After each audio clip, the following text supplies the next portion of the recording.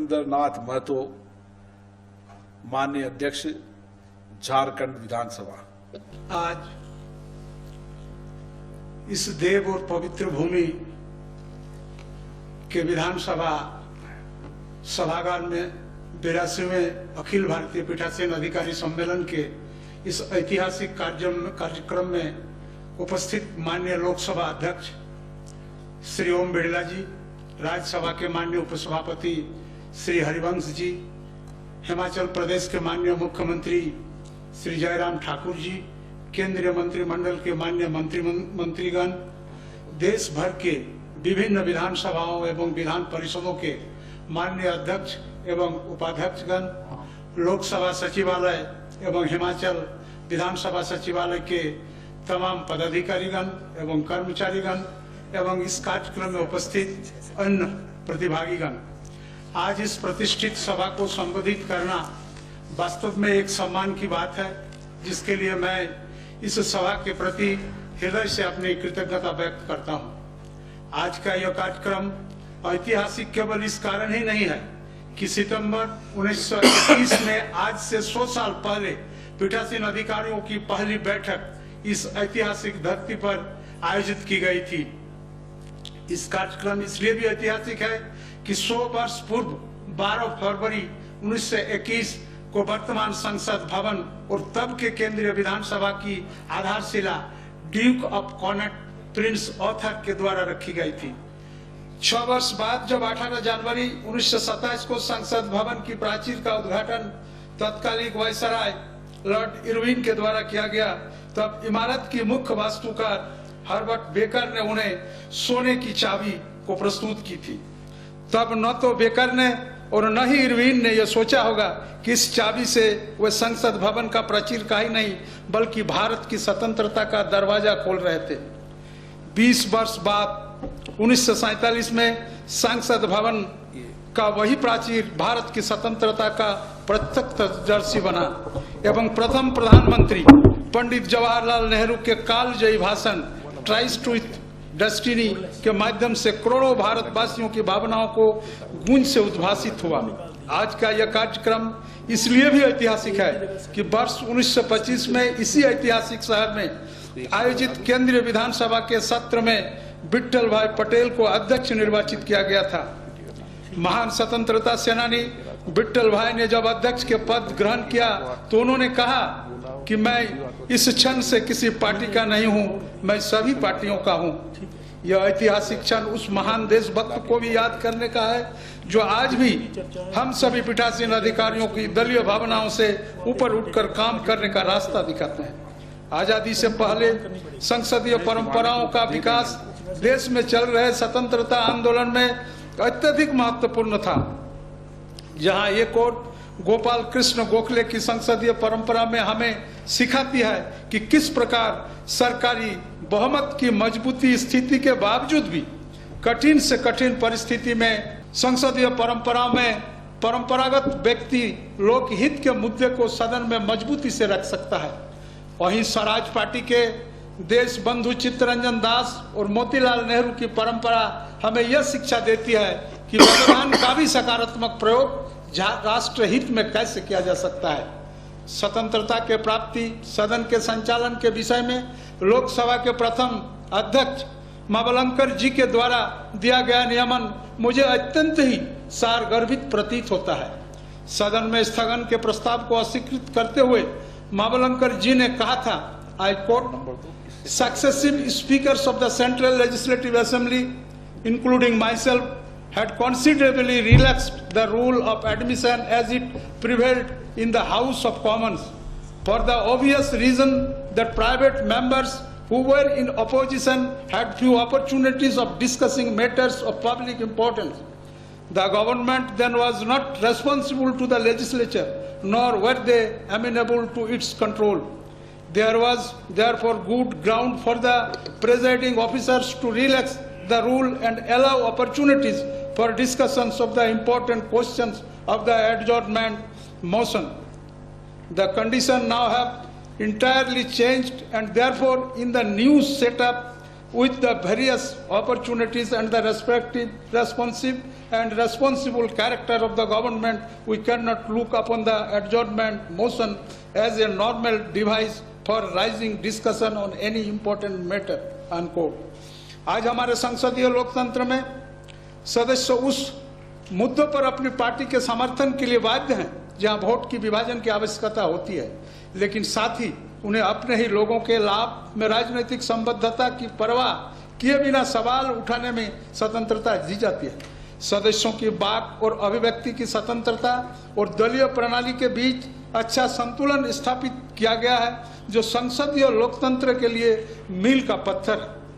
हमारे पूर्वज द्वारा हमें दी गई यह सुंदर व्यवस्था तभी फलीभूत हो सकती है जब हम लोकतंत्र के मूल सिद्धांत को स्वीकार करते हैं कि राज्य बहुमत की राह पर चलेगा पर विपक्ष की भी सुनेगा। यह सच है कि स्वतंत्रता के दौरान एक लोकतांत्रिक राष्ट्र के रूप में भारत के अस्तित्व के बारे में संदेह व्यक्त किया गया था एवं निरक्षरता, गरीबी, सामाजिक विविधता और कम अनुभवों का उदाहरण देकर भारत में लोकतंत्र की विफलता के बारे में भविष्यवाणी की गई थी। आज हम गर्व से कह सकते हैं कि हमारे देश ने न केवल उन आशंकाओं को गलत साबित कर दिया, 21वीं सदी की दुनिया भारत को एक महत्वपूर्ण लोकतांत्रिक शक्ति के रूप में देख रही है। वर्तमान पीढ़ी के लिए समझना बहुत जरूरी है कि भारत के लोकतंत्र क्यों इतना सफल हुआ है। हम सभी ने 13वीं शताब्दी के मैग्ना कार्टा के बारे में सुना है। कुछ विद्वानों ने इसे लोकतंत्र का आधार स्तंभ माना है, लेकिन यह भी उतना ही सच है कि भगवान बसवेश्वर का अनुभव मंडप 12वीं शताब्दी के मैग्ना कार्टा से भी पूर्व में भारत के अस्तित्व में आया था। वैशाली का गणतंत्र और तमिलनाडु की समिति व्यवस्था यह स्थापित करती है कि किस प्रकार से लोकतांत्रिक व्यवस्थाएं हमारी संस्कृति में रची बसी है। अखिल भारतीय पीठासीन अधिकारी सम्मेलन विगत 100 वर्षों के संवाद और चर्चा के लिए एक महत्वपूर्ण मंच रहा है, जो निश्चित रूप से एक दूसरे से सीखने का महत्वपूर्ण उपकरण है। 1921 में आयोजित पहले सम्मेलन में इस बात की सहमति हुई थी कि विधान परिषद और विधानसभा स्वतंत्र संस्थाएं हैं। 1962 में चीनी आक्रमण के पश्चात भारत में आपात स्थिति के मद्देनजर बदलती जरूरत और परिस्थितियों के अनुरूप सम्मेलन की भूमिका पर जोर देते हुए फरवरी 1963 में चंडीगढ़ में आयोजित अपने संबोधन में माननीय अध्यक्ष सरदार हुकुम सिंह ने कहा था, I quote, the presiding officer at this moment really have a very responsible part two play during this emergency. It is a double-fold task. They have to see that parliamentary institutions are maintained and individual liberty also remains intact. Unquote. आजादी के बाद हमने देखा है कि कैसे विधायिकाएं आम नागरिकों की आकांक्षाओं का केंद्र रही है। विगत वर्षों में विधायिकाओं ने विभिन्न स्तरों पर नागरिक द्वारा सामना की जाने वाली चुनौतियों एवं मुद्दों का समाधान करने का साधन के रूप में कार्य किया है, चाहे उन्हें उनके संवैधानिक अधिकारों की रक्षा की बात हो अथवा राष्ट्र की आशाओं और आकांक्षाओं को पूर्ण करने की विषय हो। विधायिका सबसे आगे रही है। हमारे संविधान निर्माताओं ने हमें उत्कृष्ट संविधान दिया है, जिसने एक लोकतांत्रिक भारत का मार्ग प्रशस्त किया है। हमें यह भी कभी नहीं भूलना चाहिए कि देश की आजादी के मार्ग पर लाखों लोगों ने अपने प्राणों की आहुति दी है। एक संस्था के रूप में विधायिका सबसे बड़ी जिम्मेदारी लोकतंत्र को बचाए रखने का है। यह सुनिश्चित करने के लिए कोई कसर नहीं छोड़ी जानी चाहिए कि हमारी विधायिकाएं लोकतंत्र की मजबूती प्रदान करने की दिशा में काम करती रहे। हमें विगत वर्षों में एक प्रवृत्ति देखी है कि भारतीय स्वतंत्रता के शुरुआती दशकों की तुलना में विधायिकाओं में कार्यावधि काफी कम हो गई है। विधायिका राष्ट्र की नींव का एक महत्वपूर्ण स्तंभ है। विधायिकाओं के घटती कार्यावधि राष्ट्र निर्माण के विधायी संस्थाओं के द्वारा निभाई जाने वाली भूमिका के लिए यह निश्चित रूप से शुभ संकेत नहीं है। तभी विधायिकाओं को यह सुनिश्चित करने के लिए मिलकर काम करना होगा कैसे विधायिका को अधिक प्रभावी बनाया जाए। निर्वाचित प्रतिनिधियों के रूप में हमारे सबसे बड़ी जिम्मेदारी आम लोगों के प्रति है, जिन्होंने हमें हमारे समाज और देश के प्रगति सुनिश्चित करने के उद्देश्य से चुनकर सदन के अंदर में भेजा है। झारखंड विधानसभा ने गत 21 वर्ष की छोटी सी अवधि में संसदीय प्रथाओं के विभिन्न उत्कृष्ट उदाहरण भी प्रस्तुत किए हैं। जो नवाचार के विषय महोदय की मुखारबिंद से उच्चारण हुआ, वह हमारे विधानसभा के अंदर में एक मुख्यमंत्री प्रश्नकाल है। इसके माध्यम से माननीय सदस्यगण सीधे मुख्यमंत्री से सप्ताह में एक दिन सोमवार को नीतिगत प्रश्न कर सकते हैं। अनागत प्रश्न क्रियान्वयन समिति का गठन किया गया है। यह समिति वैसे प्रश्न पर कार्रवाई लेती है जो समय के कमी के कारण सदन में अनुत्तरित रह जाती है। सदन के पटल पर सरकार के द्वारा दिए गए आश्वासनों की समीक्षा करने के लिए झारखंड विधानसभा में एक सरकारी आश्वासन समिति का भी सृजन किया है जो निरंतर काम करती है। इन व्यवस्थाओं का लाभ सदस्य एवं आम जनों द्वारा स्पष्ट रूप से महसूस किया जा रहा है। मेरे कार्यकाल के दौरान मैंने अपनी 3 प्राथमिकताएं तय की है। एक, सदन के सत्र का अधिकतम सदुपयोग प्रभावी ढंग से हो। इस उद्देश्य से झारखंड विधानसभा में ई विधान को जल्द से जल्द लागू करने का प्रयास किया जा रहा है। इसी दिशा में विधानसभा सचिवालय को केंद्र और राज्य सरकार से भी अपेक्षित सहयोग प्राप्त हो रहा है।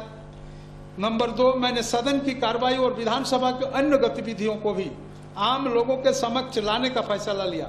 इसी उद्देश्य को ध्यान में रखते हुए मैंने YouTube पर झारखंड विधानसभा टीवी की शुरुआत भी किया है और इसे आम जनों के लिए तैयार भी बेहतर और लाभकारी बनाने के लिए मैं निरंतर प्रयासरत हूँ। इसमें महोदय लोकसभा अध्यक्ष से भी सहयोग की अपेक्षा मैं करता हूँ। तीसरी, मैंने अपनी युवा पीढ़ी के मध्य संसदीय प्रक्रिया के बारे में और अधिक जागरूकता लाने के लिए एक फैसला किया ताकि युवाओं के मध्य लोकतांत्रिक मूल्य और अत्यधिक विश्वास पैदा हो, साथ ही हमें राजनीतिक नेतृत्व के गुण को विकसित कर सके। इस लक्ष्य के पूर्ति के लिए हमारे विधानसभा ने पिछले कई दिन पहले एक छात्र सांसद का आयोजन किया जिसमें झारखंड के अंदर जितने सारे यूनिवर्सिटीज है, जितने सारे विश्वविद्यालय है, सारे विश्वविद्यालय से जो इच्छुक विद्यार्थी हैं उन्होंने आवेदन दिया और एक इंटरव्यू के माध्यम से, और उसमें भी ऐसे क्वेश्चन को समावेशित किया गया जो हमको लगता है पब्लिक सर्विस कमीशन में भी पूछा जाता है।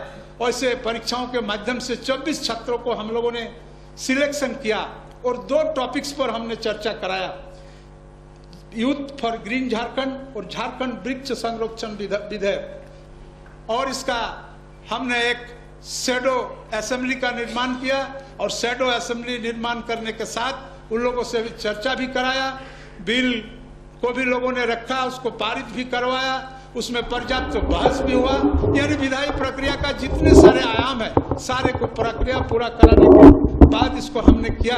और महोदय, मुझे इस बात को कहने में बहुत ज्यादा आनंद महसूस हो रहा है कि इसमें 50% प्रतिभागी महिलाएं थी और ये महिला सशक्तिकरण की दिशा में भी ये एक बहुत महत्वपूर्ण चीज है। आज इस ऐतिहासिक अवसर पर मुझे बोलने का अवसर आपने अध्यक्ष महोदय दिए, इसलिए मैं आपको हृदय से धन्यवाद देता हूं। और मैं हमारे राज्य के ऊर्जावान मुख्यमंत्री माननीय हेमंत सोरेन को भी धन्यवाद देता हूं कि उन्होंने भी मुझे यहाँ आने के लिए प्रेरित किया है। और मैं कवि गुरु रविंद्रनाथ ठाकुर के कुछ शब्द जो गीतांजलि के हैं उसको उद्धृत करते हुए अपना संक्षिप्त वक्तव्य को समाप्त करना चाहता हूं। उनका उक्ति है, चित्त जथा भय शून्य उच्च जथा शीर, ज्ञान जथा मुक्त जथा गृहेर प्राचीर, आपन प्रांगण तले दिवस सर्वरी, बसुधारे राखे नाई खंड क्षुद्र करी, जेथा बाक्य हृदयेर उत्स सम्मुख होते उच्छ्वसिया उठे जेथा निर्बारित स्रोते, देशे देशे दिशे दिशे कर्म धारा धाय, अजस्र सहस्र विध चोरितार्थ होताय, जेथा तुच्छ आचारेर मरु बालू राशि, বিচারের স্রোত পথ ফেলে নাই গ্রাসি, পৌরুষের করে নি শতধা নিত্য যেথা, তুমি সর্বকর্ম চিন্তা আনন্দের নেতা, নিজ হস্তে নির্দয় আঘাত করি পিত, ভারতের সেই স্বর্গে করো জাগরিত। ধন্যবাদ।